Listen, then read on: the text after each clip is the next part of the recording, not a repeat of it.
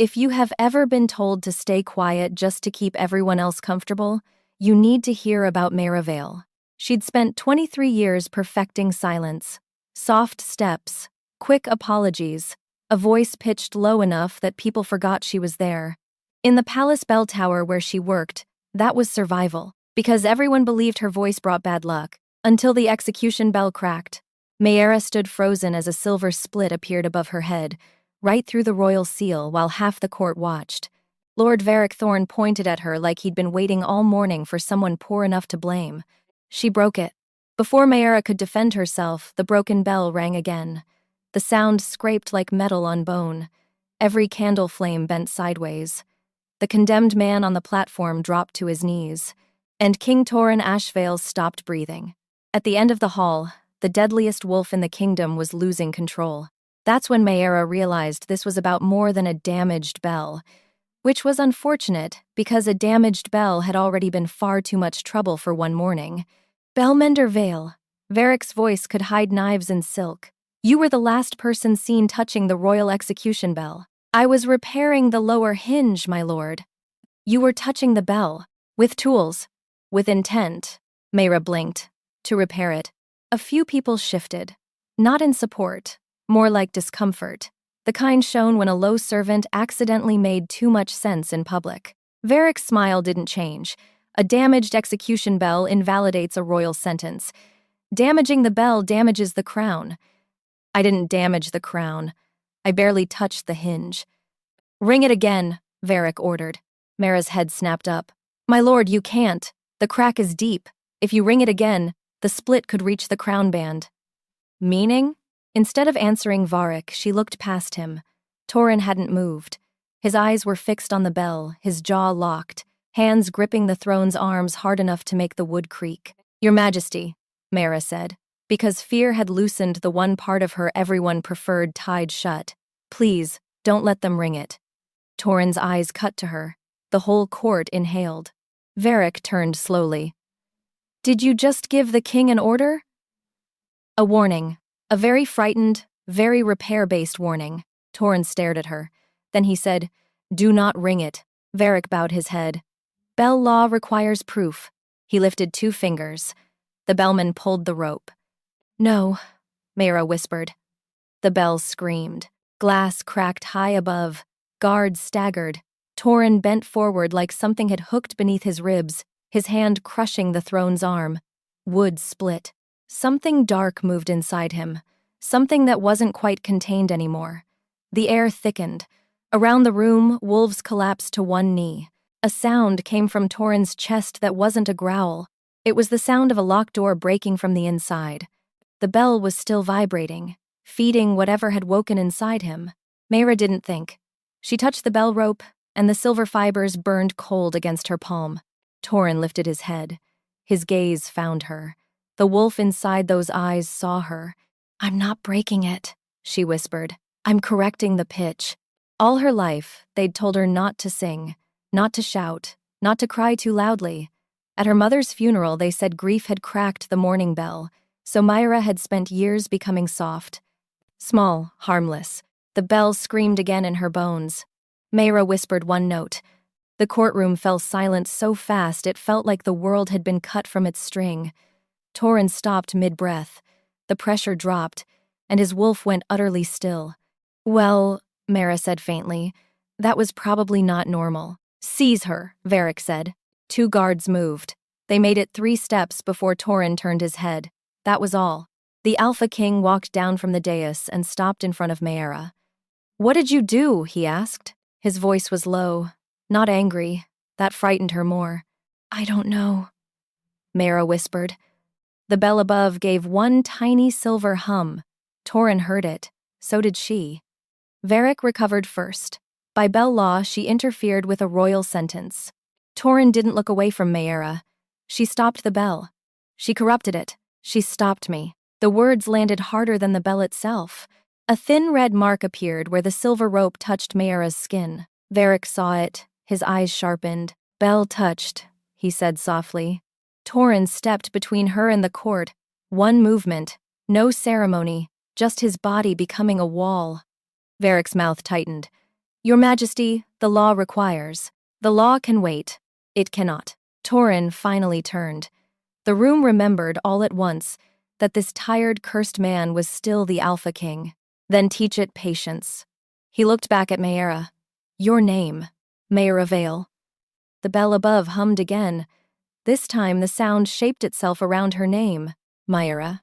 Torin closed his hand around the silver rope without touching her skin. The silver went black beneath his fingers. When Varric took one step forward, the king didn't raise his voice. No one touches her. Not Varric, not the guards, not even Maera, which was inconvenient, because Maera's body had developed a sudden and powerful interest in fainting. The silver rope loosened by a finger's width. It didn't fall away. It rested there, cool and bright against her skin, like it had decided this was where it lived now. Your Majesty, Varric said, calm in the way poison was calm before someone swallowed it. You cannot claim custody over evidence. She is not evidence. She is bell-touched. Older wolves shifted back. A woman near the second row pressed 2 fingers to her throat. A guard made the sign against cursed silver. Maera wanted badly to ask what bell-touched meant. She wanted even more badly not to know. I am a bell-mender, she said. Varric's gaze slid to her. You are whatever the bell named you. Torin's mouth almost moved. Almost.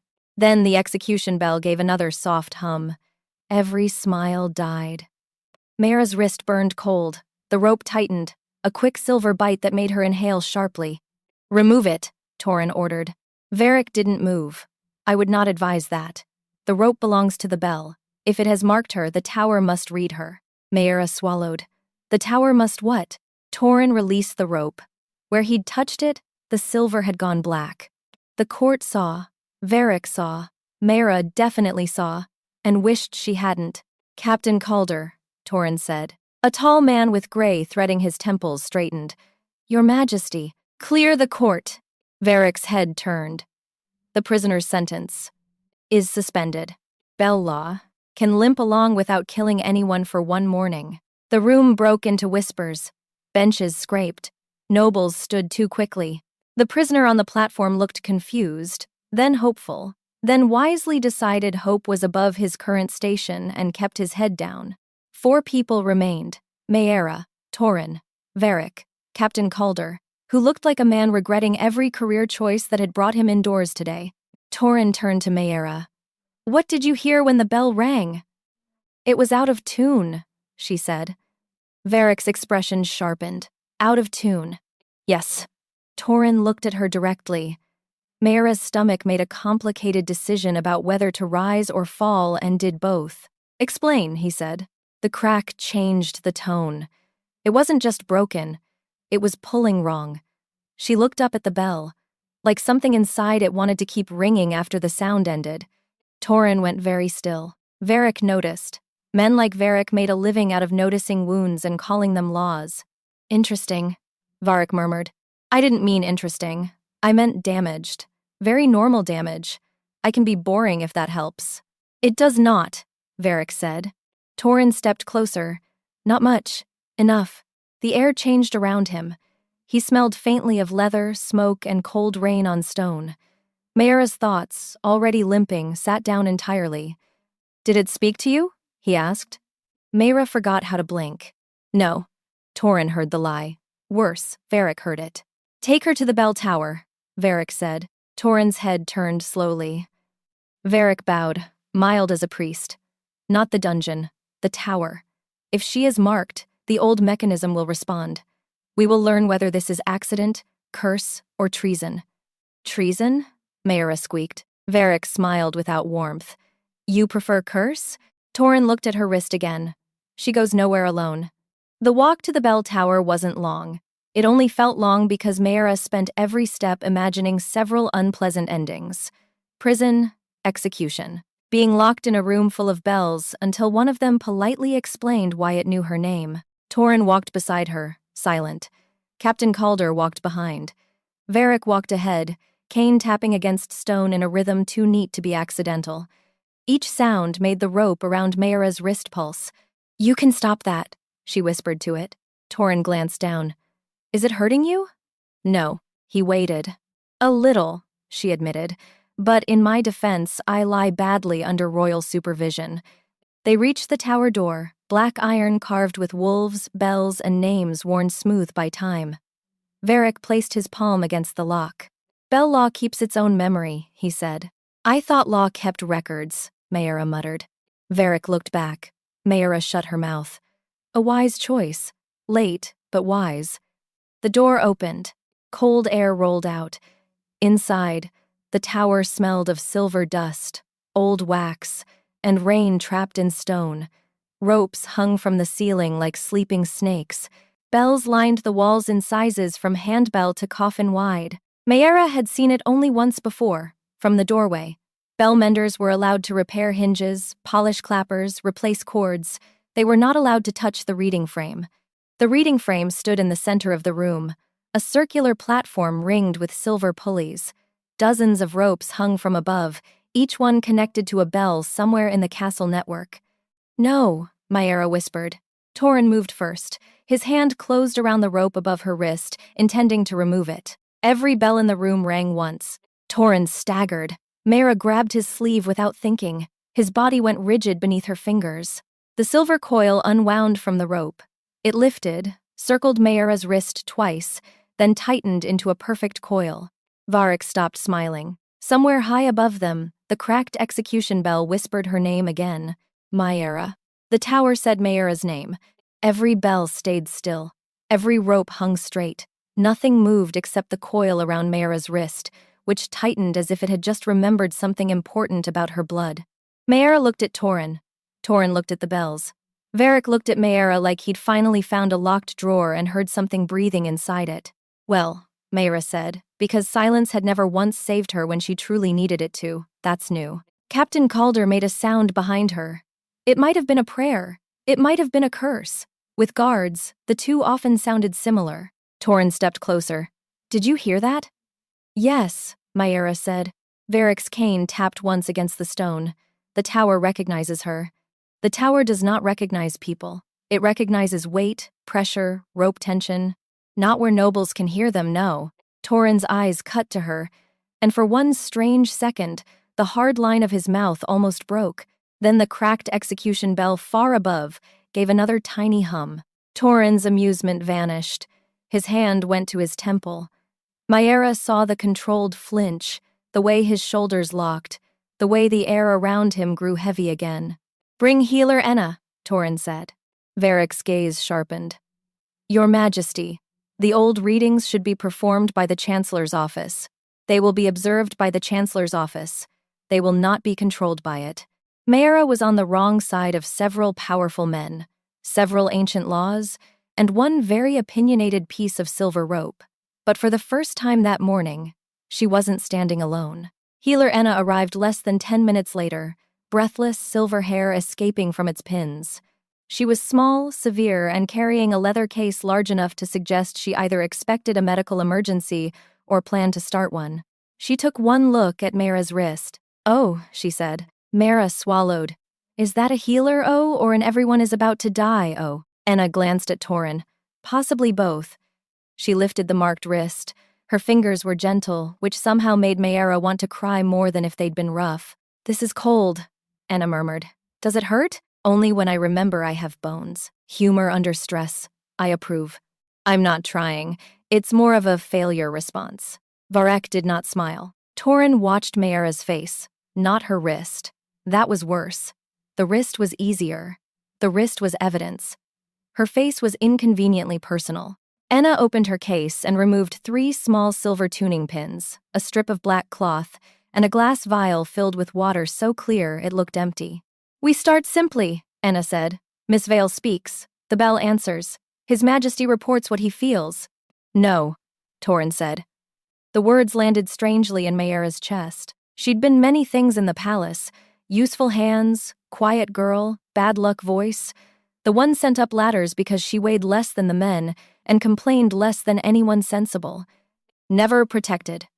Varric folded both hands over his cane. Then, we learn nothing. We learn without harming her. And if she is the harm, Torin turned his head slowly. Choose your next sentence carefully. Varric bowed. I always do.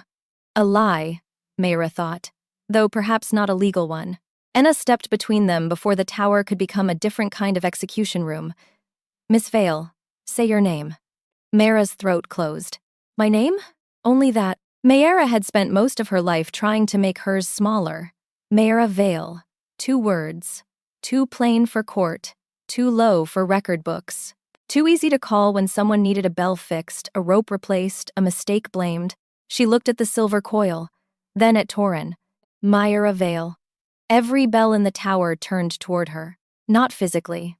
Bells couldn't turn. But Maera felt them orient, like dozens of faces lifting in the dark. Torin staggered back 1 step. His hand slammed against the stone wall. Maera reached toward him on instinct, but Enna caught her elbow. Don't move. What happened? Maera demanded. Torin's eyes were open but not focused on the room. His breathing had gone shallow. His wolf pressed close beneath his skin, visible in the sharp flash of gold around his pupils. Then Maera felt it. A vibration in her teeth. A pull in her chest. The tower wasn't ringing outward anymore. It was ringing toward him. Torin, she whispered. His name in her mouth changed something. Torin breathed. A real breath. Deep. Rough. Like a man surfacing after too long underwater. His eyes found hers across the tower. Enna went still. Varric's fingers tightened on his cane. Maera forgot the room. For 1 foolish, impossible second, she forgot laws and ropes and cracked bells. He'd looked at her like her voice had found him in a place no one else could reach. Enna reached up and touched below Maera's ear. Her fingers came away red, which was, in Maera's experience, how terrible things liked to introduce themselves. Torin saw it. No more, he said. Varric stepped forward. Your Majesty. No. More. This time, the command shook dust from the bells. Then, without rope, wind, hand, or law, the cracked execution bell began to ring. A voice inside the silver whispered her name again. Maera Vale, daughter of Saren. Maera stopped breathing. Saren Vale had been her mother. Saren Vale had hummed while polishing copper pots, tied Maera's hair with blue thread, and once told her that a voice wasn't dangerous just because frightened people said so. Then Saren Vale had died. No, Maera said. The bell answered with a low silver tremor. Torin moved first. His hand came up, not touching her, just placing himself between Maera and the sound, as if a man could stand between a girl and her own mother's name. Varric's eyes were very bright. Too bright. That is impossible, he said. Maera looked at him. You knew her. Varric's expression didn't change. That was how she knew she was right. I knew many people, he said. Most of them disappointed the crown. Torin turned on him so quickly, Captain Calder stepped back. What does that mean? Varric bowed his head. It means the tower is contaminated. Wrong answer, Torin said. The bells above shivered. Enna had Maera's face between her hands now, turning her gently toward the light. Look at me. Can you hear clearly? I can hear him, Maera whispered. Who? The bell. Maera laughed once. It sounded awful. That was not the comforting answer, was it? No, Enna said, but it was honest. The cracked execution bell rang again. Torin's hand slammed against the stone. His shoulders bowed. The gold in his eyes flashed, then spread. Maera felt it before anyone spoke. The connection between them, thin as spider silk and just as strong. Torin, she said. His name from her lips did what commands couldn't. The tower. The bells. The faint silver vibration under her skin. All of it quieted. Even Varec went still. Torin breathed out slowly, like her voice had cut a hook from his ribs. Enna noticed. Of course she noticed. Healers noticed everything, especially the things people would rather bleed quietly over.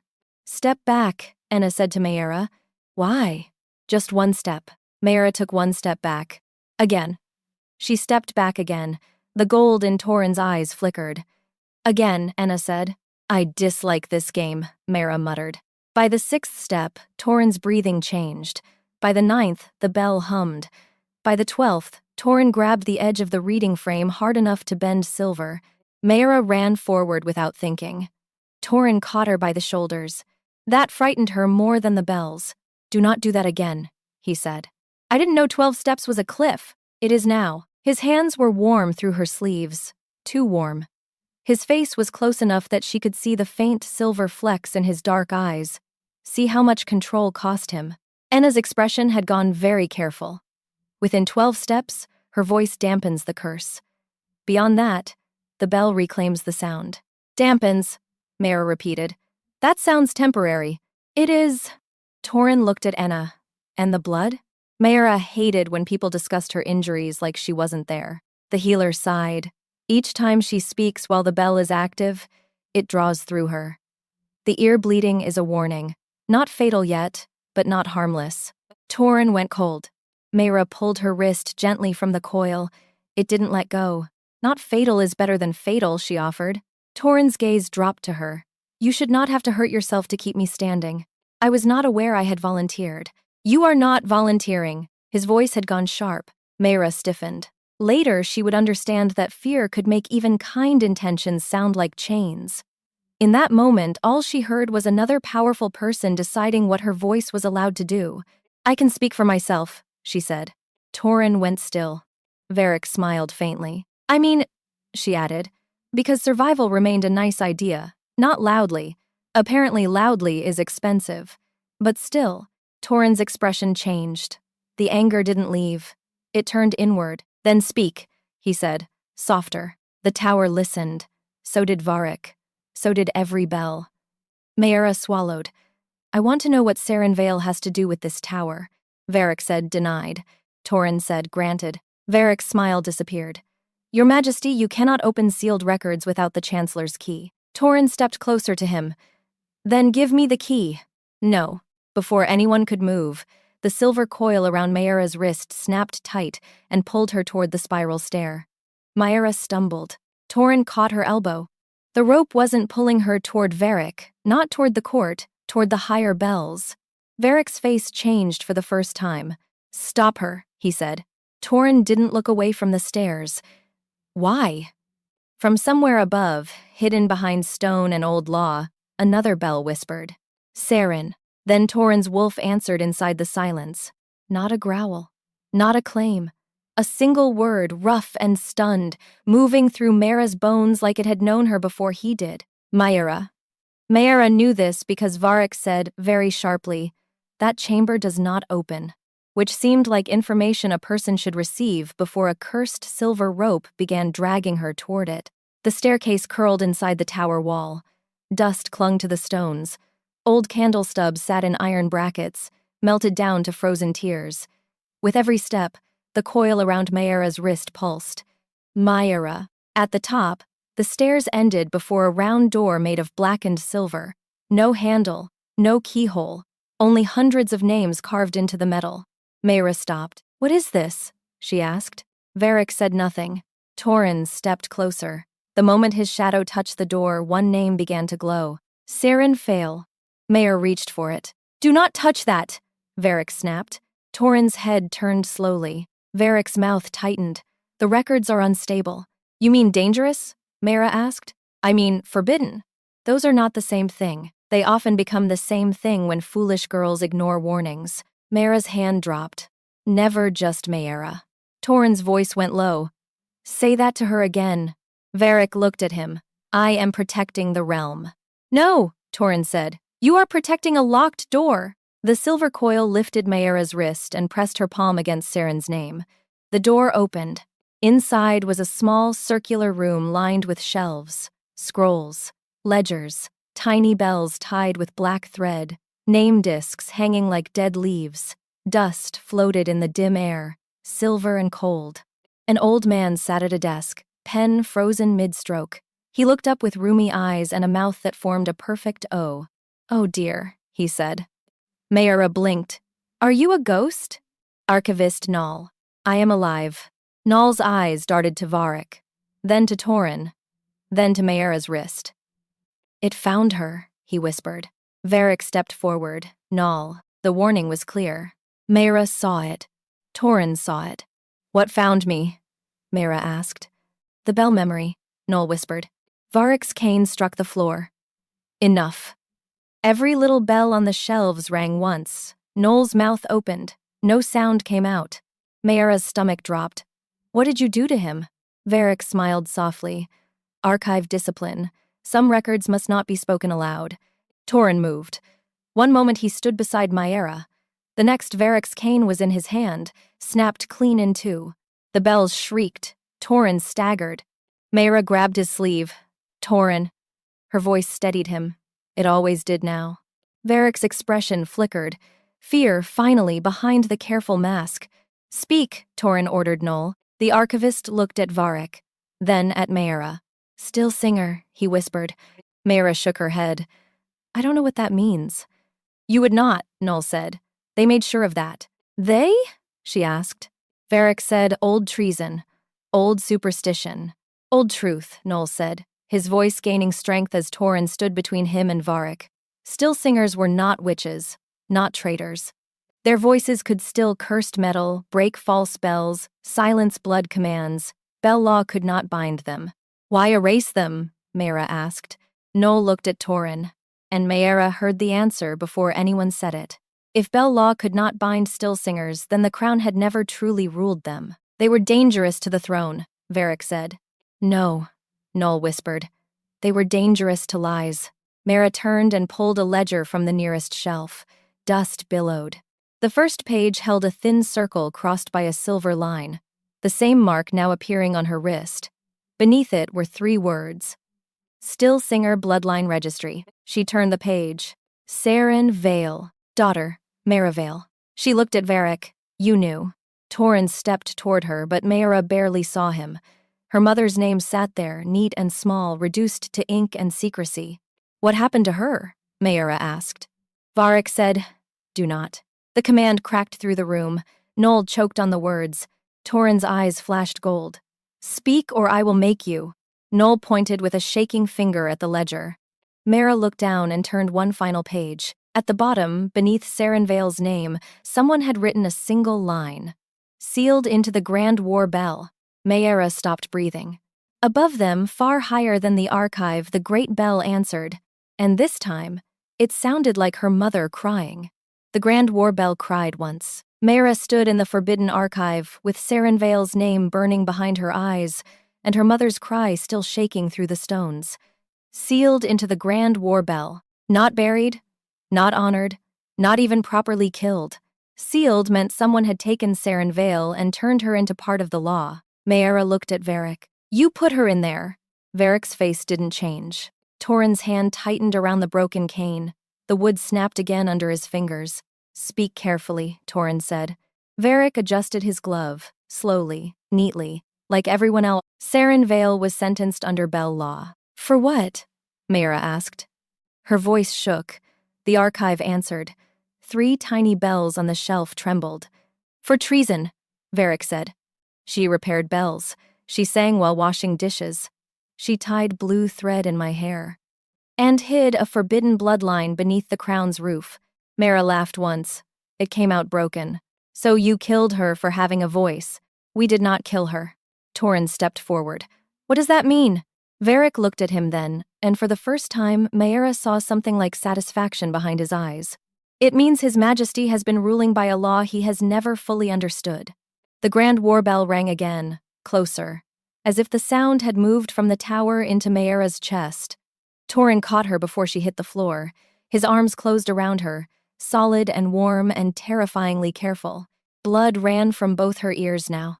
Enna was already there, pressing cloth beneath Maera's ear. Her mouth had gone thin.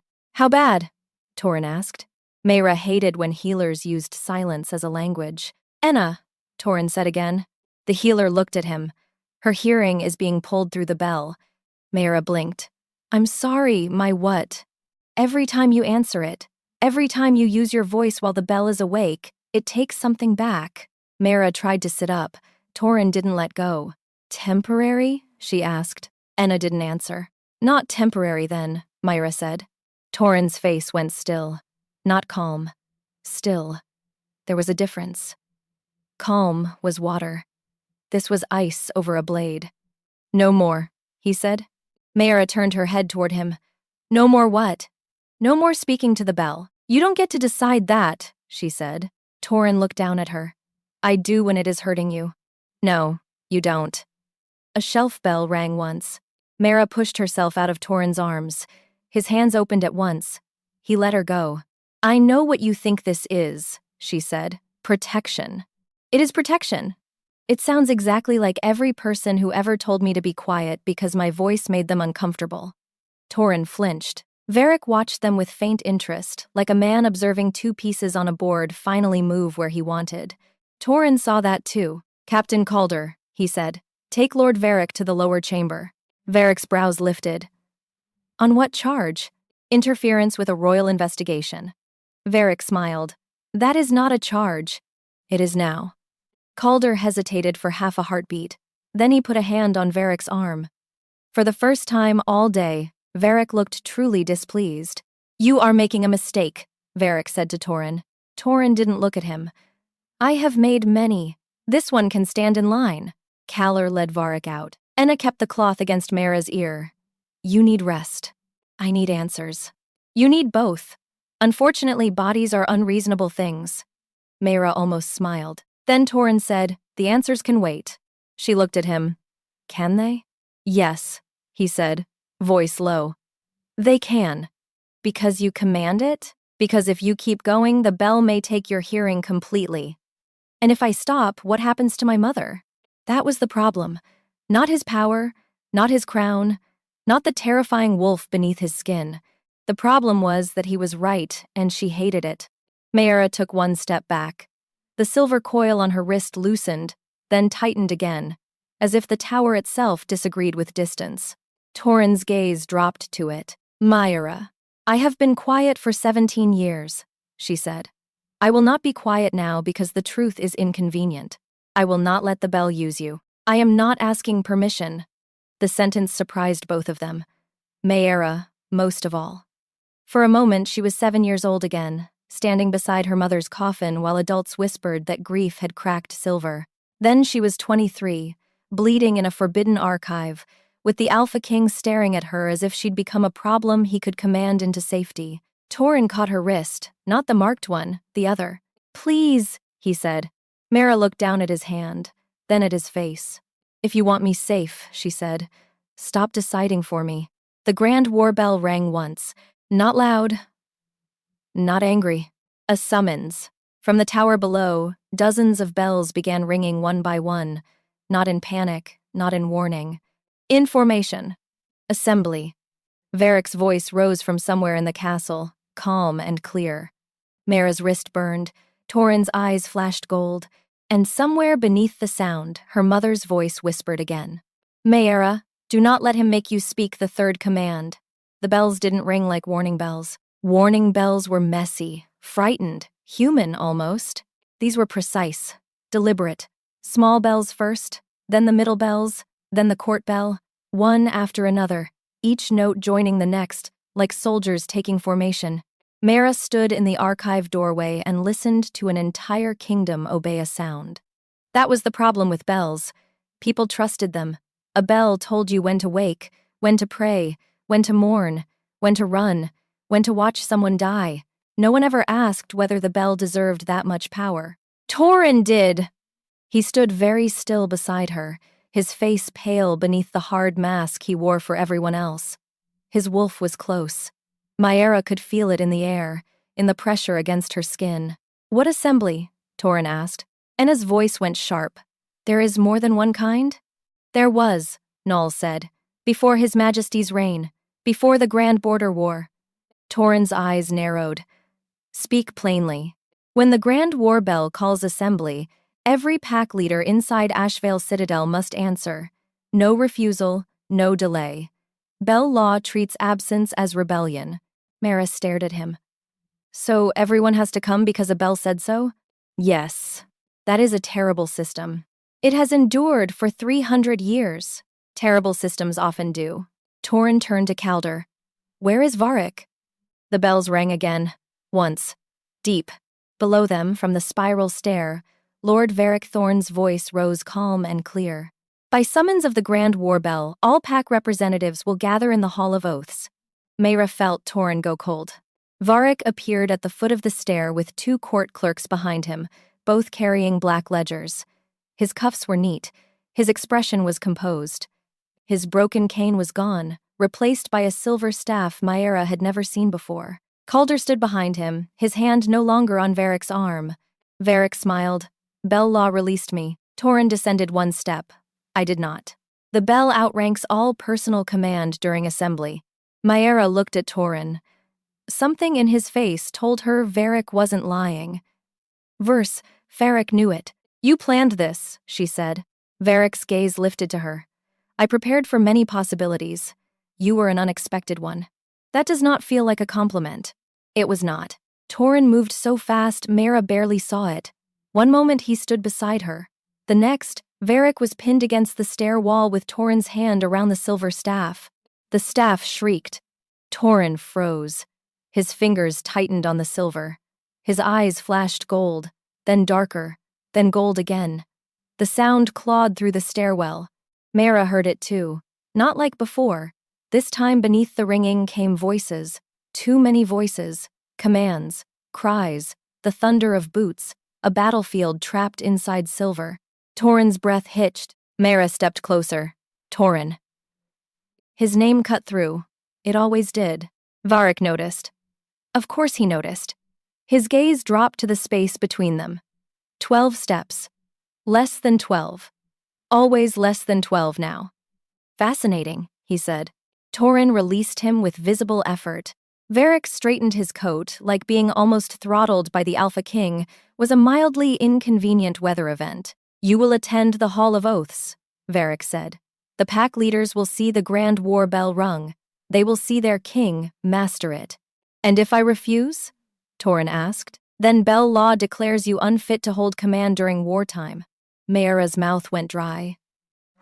You want him to lose control, she said. Varric looked almost disappointed. I want the law to reveal the truth. That is a very fancy way to say yes. Torin stared at Varric with a stillness that made the air hard to breathe. How many rings? Torin asked. Varric's eyes flicked toward the tower ceiling. 3. The word hit Maera like cold water. Her mother's voice had not been a warning. It had been a countdown. Enna touched Maera's arm. You heard something? Maera nodded. Torin turned to her immediately. What? My mother said not to let him ring it 3 times. The stairwell went silent. Even Varric stopped smiling. Only for a moment. But Maera saw it. So did Torin. What happens on the 3rd ring? Torin asked. Varric said nothing. Noll answered from behind Maera, his voice shaking. The 1st ring calls the assembly. The 2nd binds the court to witness. The 3rd releases the command sealed inside the bell. What command? Calder demanded. Noll looked at Torin. The Grand War bell had not been made to announce war. It had been made to command it. Torin stepped back as if struck. Not by fear, by memory. Maera saw it pass over his face. A battlefield. A bell. Wolves moving because a sound told them to. Men obeying before thought could intervene. Varric's voice softened. If His Majesty can master the bell, all doubts end. If he cannot, then the realm deserves to know. You mean if he survives your trap, he stays king. If he fails, you take the kingdom. I serve the kingdom. No, Maera said. You serve the bell. The bells above answered her. All of them. Varric's eyes hardened. Torin stepped in front of her again. But Maera was beginning to understand that being protected could become another kind of silence if everyone kept doing it without asking. Varric watched that too. Bring Miss Vale to the hall as well, Varric said. No, Torin said. Yes, if her voice steadies the bell, then she is material to the assembly. She is not material. She is bell-touched. She is a person. Maera hated that those words made her want to cry. Varric gave a small bow. Then let the person prove her loyalty before the law. Maera's wrist burned. The silver coil pulled. Not toward the exit. Toward the grand war bell. Toward whatever waited at the 3rd ring. Then, beneath the ringing, beneath Torin's harsh breath, beneath Varric's soft, terrible calm, Maera heard her mother again. Maera, do not let him make you speak the 3rd command. Maera didn't know what those 2 words meant, which was rude of them, considering they'd immediately rearranged her entire bloodstream into panic. The bells pointed downward. The silver coil pointed downward. Even the air seemed to point downward. Torin stepped in front of the stair. No. Unfortunately, the bells had never cared much for men saying no, kings included. The silver coil yanked Maera forward. She stumbled. Torin caught her around the waist before she hit the stone. His arm locked there for half a second, warm and solid and entirely too much information for Maera's already exhausted nerves. "You keep doing that," she said. "Catching you? Letting go like I'm on fire." Behind them, Enna made a very small sound. Captain Calder suddenly found the wall fascinating. Noel looked like he wished the archive had swallowed him 30 years ago and spared him this conversation. Torin lowered his voice. "You are bleeding because of me. I am bleeding because of a bell. The bell wants me. And you think protecting me means pushing me away. Maera, tell me what the third command is," she said. Torin looked away. "You know," she whispered, "I know what it did. That is not the same as telling me." His jaw moved once. During the border war, the grand bell rang 3 times. The first call gathered the packs, the second bound them under oath, the third, the bells above hummed, low and pleased. Maera hated them. The third what? Torin's hand flexed at his side. The third made every wolf in the field obey. Maera went cold. Obey who? Whoever held the command. Or the bell wearing his authority like a stolen coat. You commanded them? No. Then who? I gave no order. I remember the bell. I remember the sound. I remember men moving before I understood what was happening. His voice dropped. Then I remember the field afterward. Maera's anger faltered. You think the bell used you? She said. I know it did. And Varric wants it to happen again. He wants witnesses this time. Varric didn't need to kill Torin in the dark. He needed the realm to watch the Alpha King become the monster the law could replace. Maera pressed a hand to her ear. The blood had slowed, but the ache remained, deep and pulsing.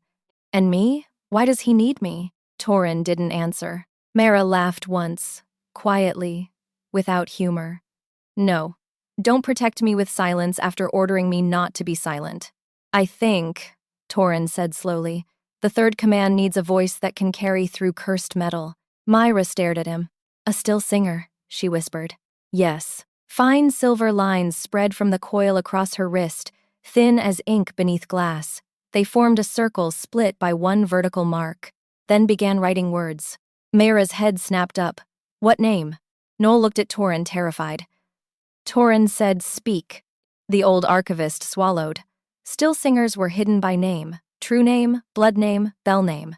If Silver reveals it, the bell can use it. Maera looked down. Her wrist didn't look like hers. It looked like a page being written. What is it writing? She asked.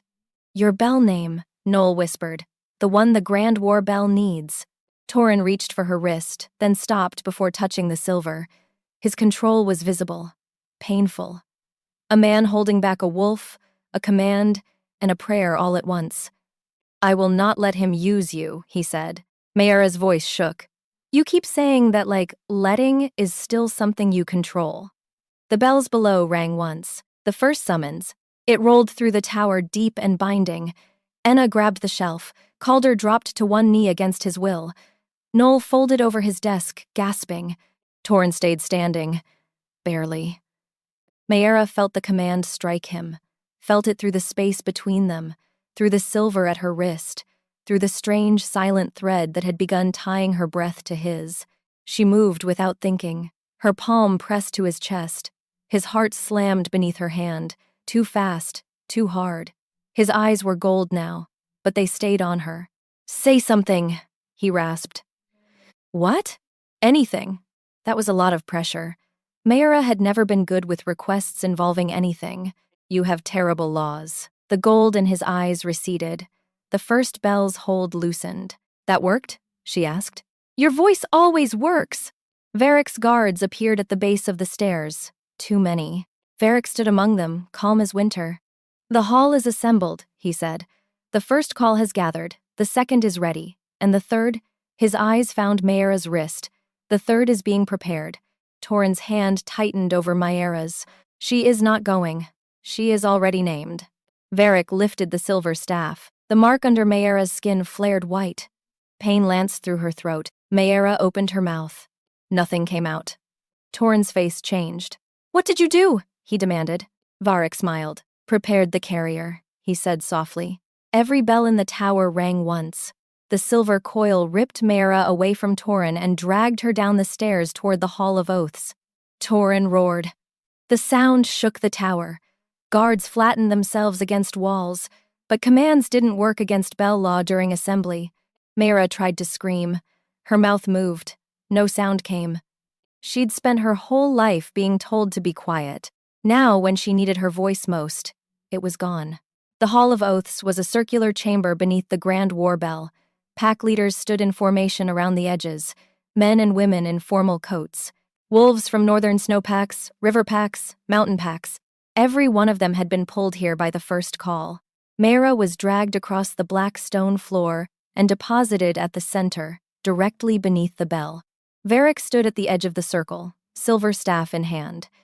Miss Vale, he said softly, how kind of you to join us. Maera tried to answer. Her throat moved. Nothing. Varric's smile widened. Better, isn't it?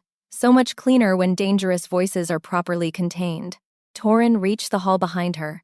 Every step cost him. The first call still held the room, dragging at his bones, pulling at the wolf inside him. His hands were clenched. His eyes burned gold. The pack leaders moved back as he entered, not because he ordered them to, because they were afraid. Release her, Torin said. Varric inclined his head. I cannot. You can. I will not. Torin moved forward. The Grand War Bell rang. The sound hit the hall like a command hammered into bone. Every wolf present flinched. Several knelt before they could stop themselves. Maera felt it too, but differently. The bell didn't order her body. It was writing her name. Varric lifted his staff. First ring of the Grand War Bell. The assembly stands witnessed. Maera's heart slammed. This wasn't the same as the calls in the tower. Those had gathered and bound. This was the ceremony itself. Her mother had warned her about 3. Torin forced himself upright. Slowly. His breathing was rough, but he stood. Varric watched him with open satisfaction. Strong, Your Majesty. Very strong. Do not speak to him like that, Maera tried to say. Nothing came out, but Torin turned to her anyway, as if he'd heard the shape of it. Varric noticed. Do not worry, Miss Vale. Your part is coming. Torin's head snapped toward him. What part? The third command requires a carrier. Varric touched the silver staff to the floor. The bell has found one. Whispers rippled through the pack leaders. Still Singer. Val? I thought they were dead. Silenced, Varric corrected. Not dead, not all of them. Torin looked at Maera then. Not with pity, with fury. The bell rang a second time. Every pack leader bent at the waist. Captain Calder fell to one knee near the entrance, cursing through his teeth. Enna, pale and furious, gripped a column to stay upright. Knowles stood behind her, clutching the white ledger like paper could fight law. Torin stayed standing. The veins in his neck stood out. His claws punched through his own palms. Blood dotted the stone. Maera lunged toward him. The silver coil held her back. The second ring didn't fade. It stretched, holding every wolf in the room in obedience. Torin's wolf pressed against his skin, gold blazing in his eyes. He was still himself, but the bell was digging. Varric stepped close to Maera. You see now, he murmured. The crown was never meant to rest on mercy. It rests on command. Maera stared at him. Your mother understood, Varric said. She refused to lend her voice to the bell. Maera went cold. Varric's smile thinned. So the bell took her anyway. Something broke inside Maera. She'd spent 17 years carrying the guilt of her mother's death. 17 years believing her voice had cracked the morning bell. 17 years making herself small. And it had all been a lie. Varric did not notice. Torin did. Maera looked down. The white mark under her skin was still writing. Not just a name now. A command. Words she could almost read. Varric lifted his staff toward the bell. On the third ring, the command wakes. His Majesty will either master it before the realm, or the realm will see what sits beneath his crown. Torin took one step forward. The second bell's hold dragged him back, not to his knees, but he couldn't reach her. Maera saw the moment the sound entered him. His shoulders went rigid. His face went blank with pain. The wolf inside him pushed closer, trying to answer something older than thought. Varric turned to the pack leaders. Witness your king. Maera stopped pulling against the coil. For years, she'd survived by making herself smaller, quiet enough not to anger, useful enough not to be thrown away, harmless enough to be tolerated. Quiet girls didn't break bells. And Maera Vale was so tired of being convenient. She looked at Torin. Even through the command, even through the pain, he was looking back. The silver coil wouldn't let her speak, but it couldn't stop her from moving. Maera wrapped her burned fingers around the silver rope and pulled herself toward the Grand War bell. Varric's head snapped toward her. No. Torin made a broken sound. Maera. His voice reached her. Even through the silence forced on her, his voice reached. The third ring began to rise. Maera reached the bell's shadow. She lifted her face toward the black metal throat above her. The bell wanted her voice. Varric had made sure she couldn't give it, but the silver coil connected her to every bell in the tower. If she couldn't speak outward, maybe she could speak through. Maera pressed both hands against the Grand War bell. The metal was cold, old, angry, and beneath it she felt her mother. Siren. Maera closed her eyes. She couldn't make sound with her throat, but sound wasn't just voice. It was vibration, frequency, the movement of air and bone and blood. She'd spent her whole life listening to bells, learning their pitches, understanding their language. Maybe it was time the bells learned hers. Maera opened her mouth. No sound came. But inside her chest, her heart beat, and where her hands touched the bell, her pulse traveled through. 1 beat, 2, 3. The Grand War bell shuddered. Varric stepped back. What is she? The third ring struck. Every wolf screamed without making noise. Torin dropped to one knee. Varric's staff blazed silver. The command poured toward Maera, looking for her voice, trying to use her the way it had used her mother. But Maera wasn't speaking. She was singing through her blood. And the Grand War bell made to command wolves had never learned to command a heartbeat. The command hit her like a wall. It tore through her, searching for the words to make men into weapons, found her silent throat, found the seal Varric had placed there, and shattered against the one thing it couldn't control, her pulse. Maera felt her mother then, not as a voice, as a rhythm. Saren's heartbeat had been sealed into the bell 17 years ago, trapped and used and broken. But hearts were stubborn things. Saren's beat hadn't stopped. It had waited. For this moment. For her daughter. For a girl who'd learned to speak in silence. Maera pressed harder against the bell. Her pulse matched her mother's. 2 hearts beating in a bell made to hold only commands. The silver inside the Grand War bell cracked. Varric staggered. No. The silver staff in his hand split from top to bottom. Black light spilled from the crack. Every name crossed out on the bell's surface flashed once. Thousands of stolen voices waking at the same time. Maera felt them. Felt her mother's warmth. Felt Saren wrap around her one last time. My brave girl, Saren whispered through the breaking silver. The Grand War bell shattered, not into flying shards, not into violence. It split open like a rotten crown, breaking from the inside out. Silver dust poured down in a cold, bright rain. The second command broke. Wolves gasped as their bodies became their own again. Torin's wolf rose. For one terrifying second, everyone saw it behind him. Massive, dark, war-born. The creature the bell had tried to turn into a weapon. Then the wolf lowered its head. Not to Varric, to Maera. Torin looked at her as if she'd dragged him out of a grave with her bare hands. The wolf didn't kneel because Maera owned it. It knelt because, for the first time in years, someone had freed it from a command pretending to be law. Varric tried to speak. Silver lines crawled over his mouth, thin and bright, sealing every word he'd used as a weapon. Bell law itself was silencing him, reclaiming the voice he'd stolen from so many others. He clawed at his lips. Nothing came out. The pack leaders watched in stunned silence as the law Varric had worshipped closed around him. Torin stood, unsteady but fully himself. His gaze swept the hall, and every pack leader lowered their eyes. Bell law is broken, he said. The words were rough, human, his. No bell carried them. He crossed to Maera in 3 strides. She was still silent. The seal Varric had placed held. But Torin didn't ask her to speak. He simply stood close enough that if she reached, he would be there. At her feet, something small dropped from the ruined bell. A name disc. Saren Vale. Maera picked it up with trembling fingers and nearly broke all over again. Torin didn't tell her to stop. He didn't touch her without asking. He simply stood close. The silver dust on the floor lifted in a small spiral. Every stolen name that had flashed across the bell now glowed once in the air, not trapped in metal anymore, not crossed out, not silenced. Free. Maera felt Saren before she saw anything. A hand smoothing her hair. Blue thread between fingers. A lullaby hummed too softly for anyone cruel to steal. "My brave girl," Saren whispered. No body stepped from the silver. No miracle rewrote the years. Saren Vale did not walk back into the hall and make the lost time harmless.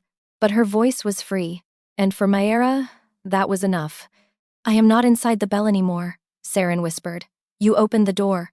Maera pressed the token to her chest. Her throat still wouldn't work, but tears came anyway. Around them, the pack leaders lowered their heads, one by one, not under command, under respect. Enna came forward. She touched Maera's throat gently, then pulled a small silver pin from her case. Without a word, she pressed it against the seal Varric had placed. The silver lines cracked. Maera gasped as her voice returned. "Thank you," she whispered. Torin's hand found Here's. Captain Calder dragged Varric to his feet. The Chancellor's mouth was still sealed shut. He struggled, furious and silent. Torin turned to Calder. Hold him for judgment, not by bell law, by witness, by record, by every name he tried to erase. Varric made one strangled sound. For the first time since she was 7 years old, no one in the room was asking Maera to make herself smaller. Torin looked down at her. The wolf in his eyes was quiet now. Not gone, not tamed, but quiet in the way a storm rests when the sky finally trusts the earth beneath it. "Maera," he said. "Just her name, nothing else." He lowered his head. Not enough to perform for the hall, not enough to make a royal show of gratitude. Just enough to meet her eyes as an equal, not because the bell had named her, because she had chosen what the law never had. A voice without permission. The weeks after the Grand War bell shattered passed in a blur. Varric was tried by counsel, his mouth still sealed by the very law he'd wielded as a weapon. The evidence against him filled 3 ledgers: the erased names, the sealed women, the commands given in Bell Law's name that had nothing to do with justice. He was stripped of his title and lands, exiled beyond Ashvale's borders with the silver seal still on his mouth. Some called it mercy. Maera called it fitting. The bell tower was dismantled, not destroyed, but transformed. The ropes were cut, the binding mechanisms removed. The bells that remained became bells again, not tools of command, just bells. Torin worked with the council to rewrite 300 years of law. It was slow, exhausting. Every session brought nobles who wanted things back the way they were. But things were never going back. Maera helped where she could.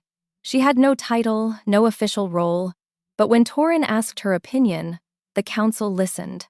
Not because Bell Law demanded it, because she'd earned it. The Stillsinger records were unsealed. 19 bloodlines had been erased. Maera found distant cousins she'd never known existed.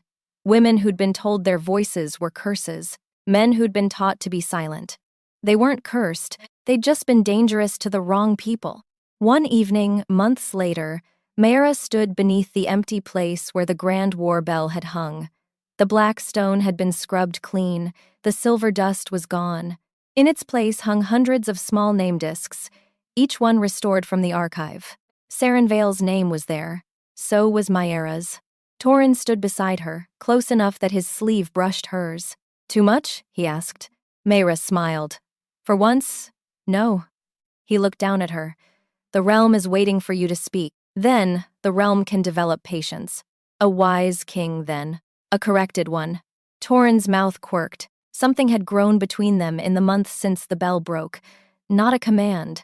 Not a bond forged in crisis. Something quieter, steadier. Something that felt like choice. Maera turned to face him. "You never asked me what I wanted." "I know," he said. "That was wrong." It was. "What do you want, Maera Vale?" She looked up at the names hanging above them. Her mother's.